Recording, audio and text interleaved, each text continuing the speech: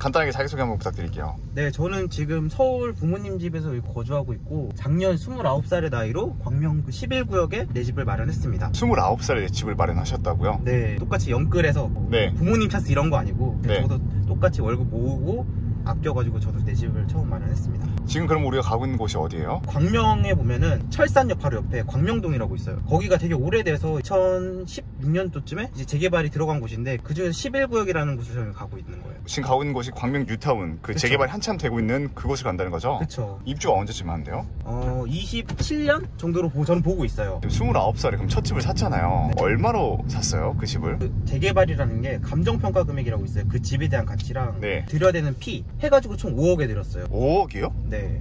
자, 29살에 5억이 있었다는 거예요? 그쵸. 이게 솔직히 비현실적이에요. 어떻게 29살에 5억이 있냐. 근데 대출과 네. 저도 똑같이 연끌을 했어요. 그럼 실제로 순수 본인이 29살 때 모았던 본인만의 현금은 얼마였었던 거예요? 한 1억 5천에서 6천 정도? 1억 5천에서 1억 6천을 29살에 모았다고요? 진짜 아꼈어요 저는. 왜냐면 제가 그렇게 아낄 수 있었던 게 네. 부모님 집에 생활하다 보니까 네. 생활비가 따로 나갈 게 없었어요. 한 달에 100만 원 이상 모기도 상당히 어렵거든요? 대기업 다니세요? 대기업은 아니고 저 외국계 저 반도체 회사 다니는데 삼성이나 이런 급에 비할 정도는 아니지만 네. 거의 비슷한 수준이긴 해요. 실례지만 한 달에 얼마 정도 받아요? 그럼 그때 당시 제가 그때가 보통 연봉이 한 7,200 정도 됐거든요. 26살이 초봉이 7,200이라고요? 네. 실례지만 그럼 얼마예요? 실수령이 한 달에? 보너스 따로 들어오고 하니까 한 400에서 450 정도. 26살에 400을 받아요? 근데 반도체 쪽에 있으신 분들은 아실 네. 거예요. 되게 저도 많이 받는다 생각했는데 삼성이나 이런 분들 더 많이 받으니까 네. 돈을 모아야겠다는 그 결심한 계기가 있었어요? 그게 네. 있었어요.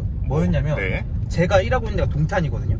동탄? 동탄 신도시. 네. 저랑 같이 일하시는 분 중에서 부동산 투자 쪽에 되게 관심이 많으신 분이 있어요. 네. 근데 그분이 부동산을 3개를 갖고 계신데 그게 3억, 3억, 4억 이 정도 금액에 사서 네. 그게 15억, 14억, 15억 이러니까 네. 그걸 보면서 되게 저는 많이 배웠어요. 와, 귀인을 만났네요, 직장에서. 네, 저는 그게 되게 고마웠어요. 그러니까 그분을 안 만났다면 그냥 편하게 돈을 쓰고 했을 텐데. 그게 제가 가장 큰 결심을 하게 됐던 게 뭐냐면 네. 임장을 돌고 있는데 저 집이 너무 사고 싶은 거예요. 그때 어떤 집이었어요, 그게? 동탄 이신도시를 보면은 네. 중앙에 동탄역이 있고 그 밑에는 호수가 있어요. 네. 근데 호수가 비싸요. 네. 근데 거기가 그 옆에 하우스디라고 네. 되게 저렴하게 나온 아파트가 있어요. 그 당시에 네. 4억 얼마였나 이랬는데 네.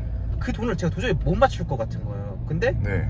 무조건 사면 확실히 올라요. 저 못 샀는데 딱 2달 지나니까 1억 오르더라고요. 그거 봤을 때 어떤 기분이었어요? 어떻게든 시드머니를 빨리 모아야 되겠다. 그럼 그때부터 이제 돈을 모으기 시작한 거잖아요. 그쵸. 한 달에 얼마씩 모았어요? 거의 350만 원 정도. 월급의 80% 이상 다 저축했어요. 진짜 참아가면서 네. 아끼고 진짜 아꼈어요 정말. 30살까지만 하자. 네. 30살 때 시드머니 만들어서 내 집 마련하고 나서부터는 그때부터 쓰자. 그게 제 마인드였어요. 목표 금액이 얼마였어요? 저는 딱 처음에는 모든 사람이 다 똑같을 거예요. 1억 네. 만들기. 진짜 힘들었어요. 아, 내가 이렇게 살아야 되나? 뭐 예를 들어서 저 좀 현타 왔던 게 이제 분식집을 가요. 네. 이걸 먹고 싶은데 그 금액 몇백 원 차이 안 나는데 네. 괜히 그냥 싼 거 먹자 이런 거. 근데 지금 와서 생각해보면은 그렇게 했으니까 저는 저 집을 살 수 있었다고 생각을 하거든요. 그럼 그렇게 해서 1억을 모으는데 얼마나 걸렸어요? 저가 시점은 기억 안 나는데 네. 한 28쯤이었던 것 같아요. 중반인가? 1년에 얼마씩 모았어요, 그러면? 거의 4천씩은 모았던 것 같아요. 저는 솔직히 좋았던 게 뭐냐면 적금, 예금 이렇게 했거든요. 그러니까 네. 적금이 12개월이 만기가 되면 네. 그 금액을 예금으로 넣어요. 네. 그리고 다시 또 적금을 다시 채워넣는 그 재미로 솔직히 살았어요. 네. 막 남들은 보면 막 주식도 하고 뭐 다른 것도 되게 많이 하는데 저는 그 당시는 리스크가 있으면 안 되니까 얼마를 딱 모았던 거예요, 정확히? 거의 그때 제가 1억 5천인가 6천 정도 있었어요. 근데 아까 투자금이 5억이랬잖아요. 그쵸? 나머지 3억 4천은 도대체 어떻게 채운 거예요? 그게 궁금하실 거예요. 네. 은행에서 일단 제가 지금 가고 있는 여기 11구역은 네.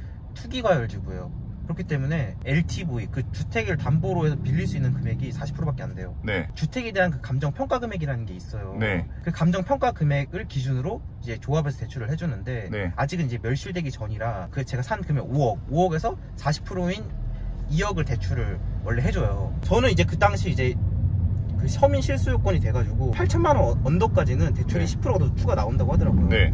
그래가지고 그때 이제 50% 받고 그 다음에 신용대출 7천 받고 또 다른 시티은행에서 대출 받아가지고 저는 딱 5억을 채웠어요. 여기 이제 광명의 중심가잖아요. 그쵸, 이제 들어갑니다. 네. 중심부. 보면 알겠지만 도시가 되게 노후화됐다는 걸 지금 여기서 우리가 볼 수가 있어요. 여기 전체가 다 23,000세대가 다 재개발이 이루어져요. 그럼 이거 한 10년 뒤에 광명은 또 다른 모습이겠네요. 그쵸. 저는 그래서 그게 되게 컸어요. 여기 11구역만 하더라도 세대수가 4,000, 거의 230세대거든요. 네. 저는 그렇게 배웠어요.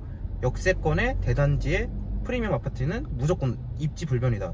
그래서 저는 여기를 선택했던 이유가 가장 컸던 게 그거였어요. 어찌됐건 광명 좋아요. 근데 네. 광명은 서울이 아니잖아요. 그쵸. 3억이면 그래도 또 서울권을 노려볼 수도 있었을 것 같거든요. 2년 전이라면. 근데 왜 서울 안 들어갔어요? 그 당시도 막 지금이랑 크게 안 달랐어요. 5억, 6억?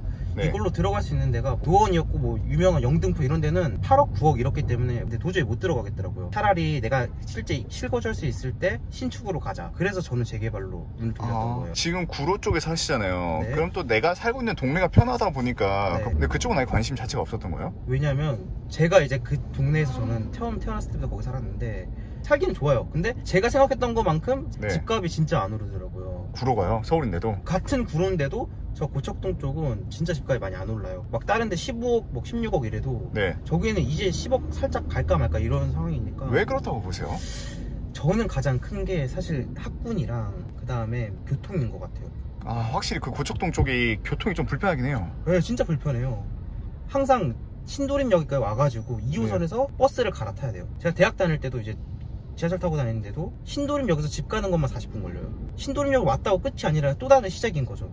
제가 이거 부동산을 이거 어떻게 샀는지 얘기를 해드리면 그때가 어느 때였냐면 제가 작년에 집 살 때 6.17 대책 나온다 그랬었나? 네. 그럼 제가 그 분석을 해보니까 꼭 그런 부동산 정책이 나올 때마다 금매가 떨어지고 그 다음에 물량이 한 번씩 쿡쿡 떨어졌어요. 네. 정책이 발표되면 분명히 금매 나올 거다. 네. 기다리자. 그래서 그때 딱 정책 나오자마자 역시나 나왔어요. 금매가. 그래서 저는 그걸 잡았던 거고 저는 그게 되게 좋은 거라고 생각해요. 네. 정부 정책을 당연히 정부 정책 따라가야 되는 게 맞는데 그걸 따라가지 못하는 사람들이 분명히 생겨요. 네. 그럼 그분들이 할 수 있는 방법은 두 가지예요. 버티거나 던지거나. 근데 분명히 던지는 사람이 있기 때문에 좀 급하게 사고 싶은데 좀 조급해하지 말고 그런 정책이 나올 때 그때 주말을 가시는 게 저는 진짜 좋은 것 같아요. 한 예로 제가 샀던 게 그 프리미엄 3억 1천인데 네. 원래 그 전주까지 3억 4천이었어요 피가. 네. 근데 그거 딱 터지자마자 3억 1천까지 내려오더라고요. 야, 3천이 깎이는 거예요? 네. 이제 여기가 이제 11구역 이제 시작이에요. 실제 이제 여기서부터 밀린다는 거죠? 네, 전부 다 여기 양옆으로 다. 야, 확실히 진짜 오래된 게 보이네요. 여기도 근데 그나마 좀 덜한데 요 안쪽 들어가면은 이따 네. 가보시면 아실 거예요. 엄청 노후화가 많이 됐어요. 여기가요? 네. 저 뒤에 보면 아파트 보이시나요? 저기 16구역이에요 저기가. 지금 저기가 지금 얼마인 줄 아세요? 저기가 제가 알기로 최고가 나온 게 12억까지 나온 걸로 알고 있어요. 30평대가? 네. 이거잖아요. 이렇게 오래되고 허물어질 것 같은 건물들이 다 허물어지면 이렇게 된다는 거 그쵸, 아니에요? 여기 보면 아예 이런 식으로 다 바뀐 거죠. 야, 집이 고척동이잖아요. 네. 아까 직장이 동탄이라 했는데 그쵸. 매일마다 출퇴근을 하는 거예요? 매일 그쵸 매일 출퇴근을 하고 있죠. 출근 시간이 몇 시인데요? 저는 이제 9시까지니까 집에서 7시에 나가요. 그 생활을 그럼 3년 동안 했다는 거예요? 네, 했죠. 그렇게 월급을 받으면 네. 그 시간도 돈이라고 생각해서 그쵸. 그쪽에서 자취를 할 수 있지 않았어요? 제가 자취를 안 했던 가장 큰 이유가 네. 자취를 하면은 그때부터 다 돈이라고 생각을 했기 때문에 네네. 그냥 참았죠. 참고 다닌 거예요. 저는 회사에서 그 톨게이트비랑 유류비가 나왔어요. 다? 네. 왕복 와. 3-4시간 깨져가는 거 참아가면서 어쨌든 출퇴근을 하면 그거에 대해서 그래도 어느 정도 돈이 좀 남으니까 네. 유류비로 그것도 모은 거죠. 궁금하네요. 어떤 집을 사셨는지. 사기 전에 본 게 아니에요. 그러면요? 계약하고 잔금 치른 다음에 이제 주민등록하러 가잖아요. 네. 그때 가서 처음 봤어요. 근데 보면은 깜짝 놀라실 거예요. 와, 여기는 이제 11구역 똑같이. 네, 여기도 11구요. 아, 동네가 진짜 서울에 재개발되는데 그런 데 가보면 네. 진짜 이런 데가 아직도 있어라고 할 정도로 많이 있거든요. 네. 제가 최근에 장이 뉴타운을 한번 갔다 왔는데 네. 진짜 달동네야, 달동네. 아, 그니까요. 어디 있는 거예요, 도대체 집이? 지금 이제 다 왔어요. 전 연립을 샀거든요. 네, 이거예요, 설마? 여기 바로 밑에 연립. 요거. 이거요? 네. 광명 11구역이죠? 네. 야, 진짜 동네가 언덕도 엄청 높아요. 여기서 보면은 네. 다 언덕이에요, 지금. 저거. 이야. 뒤는 바로 산이고, 이렇게. 이야. 아까 등기 쳤을 때 처음 왔다 했잖아요. 네. 이 정도일 줄은 몰랐었죠. 몰랐죠. 깜짝 놀랐죠, 진짜. 동네가 전혀 관리가 안 되어 있다는 게 이렇게 보여요. 참. 제가 산 집은 여기예요, 여기. 이 집이요? 네. 저 깜짝 놀랐습니다. 이게 얼마라고요? 이게 5억입니다, 5억. 5억이요? 네. 내가 만약에 이 집을 옛날에 샀더라면 얼마였을까 궁금하지 않아요? 제가 근데 그 등기부를 봤을 때, 네. 그 나오잖아요, 네. 금액이. 그때 얼마에 샀었어요? 6천 이렇더라고요. 6천짜리가 이제 재개발이 되면서 이제 5억까지 올라갔네요. 지금은 이게 9억, 9억, 10억이거든요. 지금은 9억, 10억. 네. 와, 한번 가서 보도록 할게요. 맞죠.